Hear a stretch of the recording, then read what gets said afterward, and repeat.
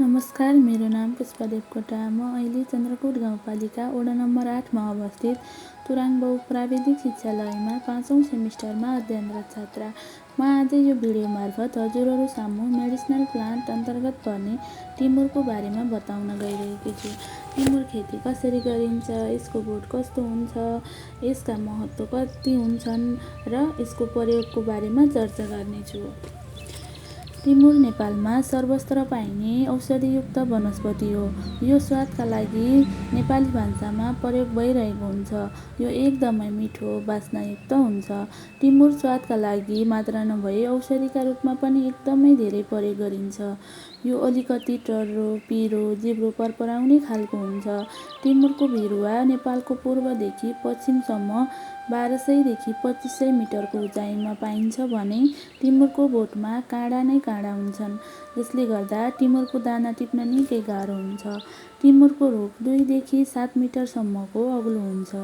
यो एक प्रकारको पतझड बिरुवा हो। यो त भयो टिमुरको परिचय।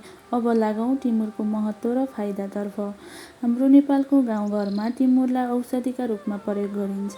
जस्तै खोकी लागेमा, टाउको दुखेमा, दाँत दुखेमा र घाँटी पेट दुखेमा हामीले तातो पानीमा उमालेर वा टिमुर हालेको चिया पनि पिउन सकिन्छ।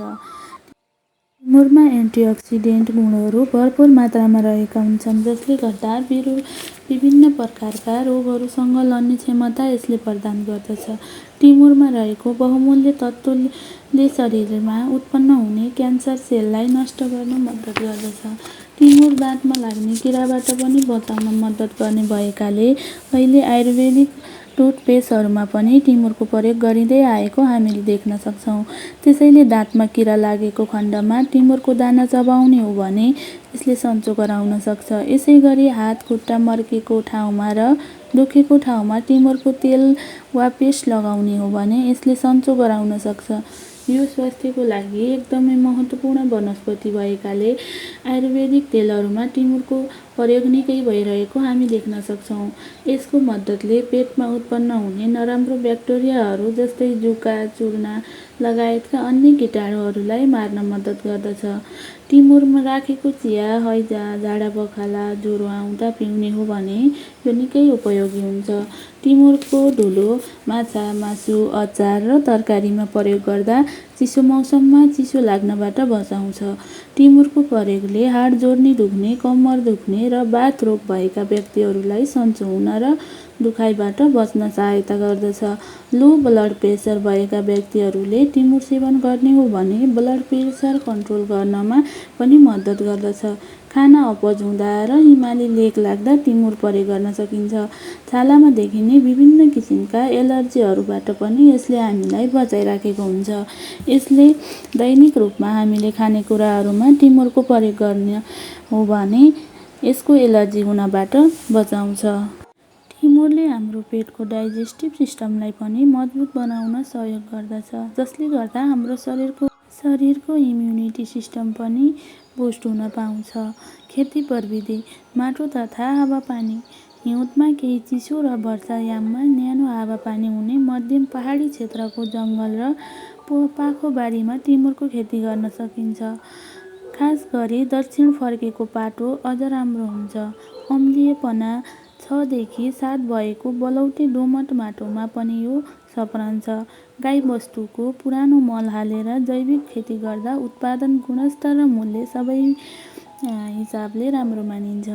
नर्सरी खेती, बिउबाट गरिने खेती। यसको खेतीका लागि पनि बिउ र हाँगाको कलमी दुवै तरिकाबाट यसका बिरुवाहरू तयार पार्न सकिन्छ। एक रोपनी जमिनमा टिमुर लगाउनका लागि 25 ग्राम बिउलाई 24 घण्टासम्म चिसो पानीमा भिजाएर ब्याडमा रोप्नु पर्दछ। ब्याड बनाउने, बिउ छर्ने समय र तरिका। नर्सरीमा ब्याड राखी बिरुवा उत्पादन गर्नका लागि चैत-वैशाख महिनामा उपयुक्त हुन्छ। बेर्ना उत्पादन, अंकुरण एवं विस्तारण विधि।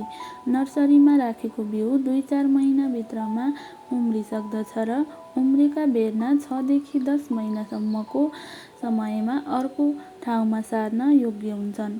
बिरुवा सार्दा एक बोटदेखि अर्को बोटको दूरी 1.5 देखि 2 मिटरसम्म हुनुपर्दछ।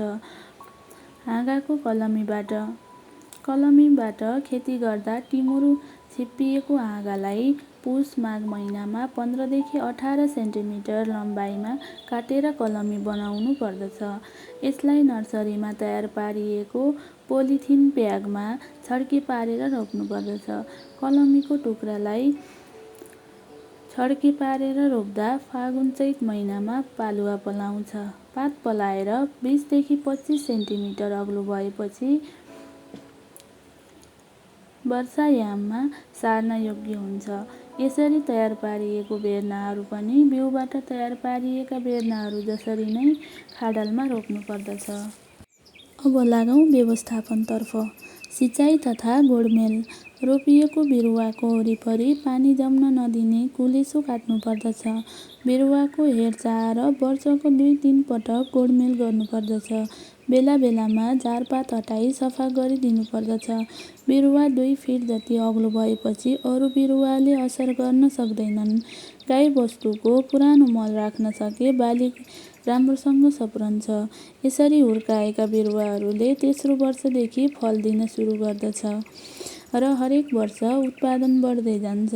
एउटा हुर्केको टिमुरको बोटमा वर्षेनी सरदर 1 देखि 2 केजीसम्म टिमुर फल्दछ। रोग तथा यसको रोकथाम। यसमा पाइने रासायनिक तत्त्वका कारण यसमा कमै रोग लाग्ने गरेको पाइन्छ। बाली सङ्कलन तथा भण्डारण। पाकेको गाढा रातो रङ भएपछि मात्र फल सङ्कलन गर्नुपर्दछ। फल राम्रोसँग पाक्नको लागि कार्तिक मङ्सिरसम्म कुर्नु पर्दछ। फल सङ्कलन गर्दा बोटमा हानि नपुग्ने गरी वा बोटको मुनि प्लास्टिक बिछ्याएर लट्ठीले हानेर झार्नु उपयुक्त हुन्छ।